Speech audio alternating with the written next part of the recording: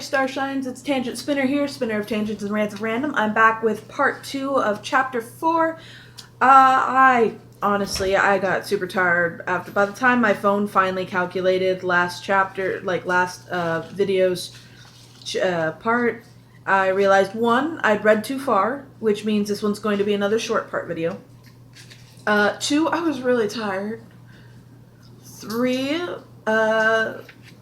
it was out of sync again, which, again, I apologize. Apparently my videos do that on my phone whenever my phone's memory is low. So, or if I make the videos longer than, 9 minutes, which the last one, the first part of the video was, 9 minutes and 50 seconds or something like that, before I had to, or something, I don't know. Piece of shit phone.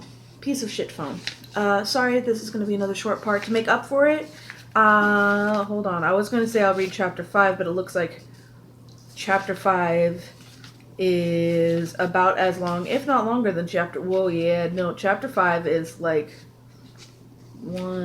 2, 3, 4, 6... It's 10 pages, so I was going to say I will read chapter 5, part of chapter 5, or at least this chapter, but nope.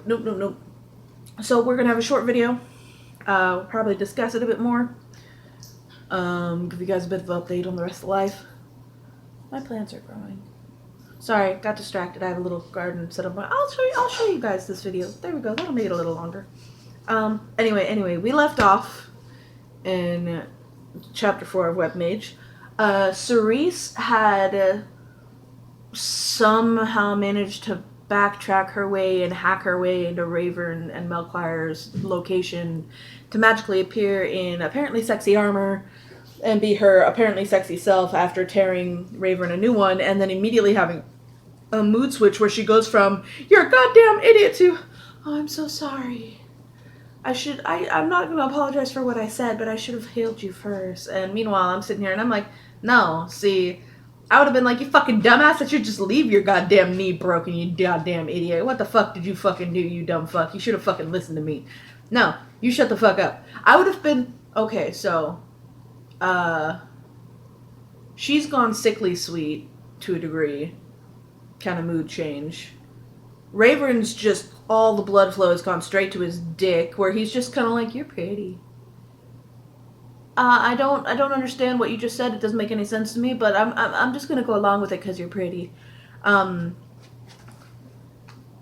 He's asked her to heal him. She stripped off a bunch of her armor. She just took down her hair.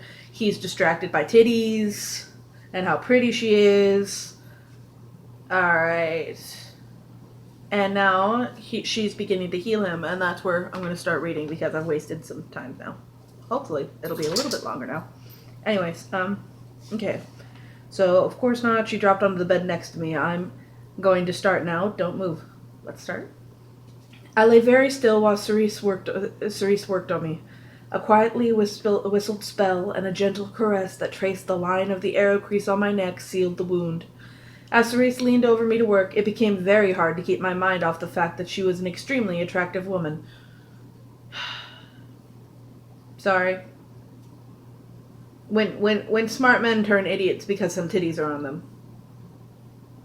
When smart women turn dumb because a pretty dick is nearby. Anyways. After taking care of my neck, she stripped the blanket down to my waist and started to unwrap the bandages around my cracked ribs. "Oh my," she said as she peeled the last of the tape and gauze away. From the hips upwards, my skin was a mottled mix of yellow and purple. I was about to tell her it felt better than it looked when she placed her palms firmly on my chest. Her hands were very cold, and I let out a startled yip. One corner of her mouth turned up in a sort of mischievous half-smile, but she didn't say a word. Instead, she started to hum. The sound came from deep in her throat and slid weirdly up and down the scale. As she hummed, she slowly slid her hands down my sides. They started out icy cold, but seemed almost painfully hot when they eventually came to rest with her thumbs pressed to the soft flesh in the side of the came to a rest with her thumbs pressed into the soft flesh inside the points of my hips. hyphenated, and I hate it when the full words do that.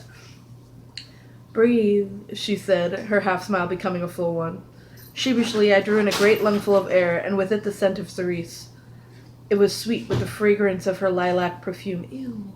I'm sorry, guys, I don't like the smell of lilacs or lavender. I prefer, if you're going to go with a flower scent, why not marigold, or, like, daisy, or tulip, or... Fuck, I take rose very lightly. Not a heavy rose, but not... Lilies. I like the smell of lilies. It was sweet with the fragrance of her lilac perfume, and sharp with perspiration brought on by her magical labors on my behalf, and probably that heavy-ass armor, bro. Don't know about you, but a girl wearing multiple layers in the middle of summer doesn't sound like a good idea. I was suddenly very aware that her hands were still pressed tightly against my hips. They lingered there for just a moment longer.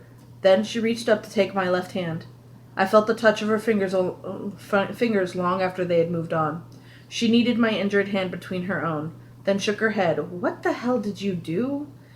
For the first time since I'd bitten off my fingertip, I really looked at my pinky. The end of it was gone, of course. That was no surprise. What was startling was the fact that the finger looked as though it had never possessed another knuckle. It ended in smooth, clean flesh, without a trace of scarring. Anyone who didn't know that I'd used to have a normal finger would have assumed it was a birth defect. I bit it off, I said. You what? She asked, plainly appalled. I had to. It was for a spell. I'd be dead if I hadn't. I guess it's a fair trade, then. What do you mean? I asked. The injury's permanent. Open your inner eye, and you'll see what I mean. Viewed with the second sight, the missing knuckle appeared still to be on my hand, but it was completely and magically dead. It looked as though it had been sorcerously cauterized, which I suppose it had. Then I had to go back and give Cerise the whole story from the point at which I had escaped from Atropos' bedroom. I knew she wouldn't believe a word I said if I told her my real reasons for being there, so I said it had been something of a fishing expedition. She let me get away with that, probably because of my injuries, but it was plain she wasn't really satisfied. Whether that was due to some subtle effect of the curse or just her natural skepticism, I couldn't tell. Either way, I was going to have to give her more information at some later point if I wanted to stay in her good graces, which was, I discovered, a place I very much wanted to be, because that's where his dick wants to be. After I'd brought her up to date, she took a look at my knee. You really got yourself torn up, didn't you, Ravern? She asked after a few minutes. This knee needs the help of a good surgeon who won't ask too many awkward questions. Fortunately, I know just the fellow. I'm not sure I understand. You busted the cap into a lot of little tiny pieces. Your anterior meniscus has multiple tears, and the rest of your cartilage looks like it went through a salad shooter. What the fuck's a salad shooter? It sounds like you shoot salads. I want one. It'd take a really good orthopedist 10 hours just to piece the cap back together. Combined with the other damage, you're looking at several months of recovery, years if you were a human, and a lot of really vicious physical therapy. I can't afford that much time with restricted mobility, Cerise. There are too many people who'd like to see me dead. I know. That's why I said what I did. I can cast spells that'll weld the bones back into one piece, and seal up the various other holes you've put in the tissue. But it's all scrambled, and I'm not sure where everything belongs. My surgeon friend can put the jigsaw in the right order, after which I can fix it properly. Call it 8 hours on the operating table, 90 minutes of spell work, and about a week of convalescing. I can't do that. If burnt offerings worked, Atropos believes I'm dead. I need her to keep believing that at least until I'm healthy enough to run. Otherwise, I might as well hand her my head in person. Every LTP link uses the Fate servers and shows up in the routine data reports. You know that as well as I do. Even with a reality clean hack to block my signature, I'd be running the risk of that Atropos would spot me. If that happens, I'm dead. It's got to be here, and it's got to be you, Cerise. I don't have anybody else. The other Fates only agreed to one attempt on your life. You should be safe enough. Do you honestly believe Atropos is going to let me go after I killed Morik? I don't like it, said Cerise, biting her lip. If this isn't done right, it could cause you problems for the rest of your life. If Atropos finds me before I can defend myself, there won't be a rest of my life. She glared at me and looked like she wanted to argue. Please, I said. Her shoulders dropped. Oh, all right, I'll do it. But I'm not going to take responsibility if you end up with a permanent limp. Thank you. That's the end of chapter 4. So I'm going to go ahead. I'll show you guys the video, the plants next time, because I'm actually way over the limit. I've talked too much. So chapter 5 tomorrow. It's my day off, so expect it sometime in the early or late afternoon, something like that. Tangent's gonna spin on out of here, and you know, guys, you guys know how YouTube works. Like, comment, subscribe, whatever. Tangent's gonna spin on out. Remember, guys, you're all my sunshines. Good night.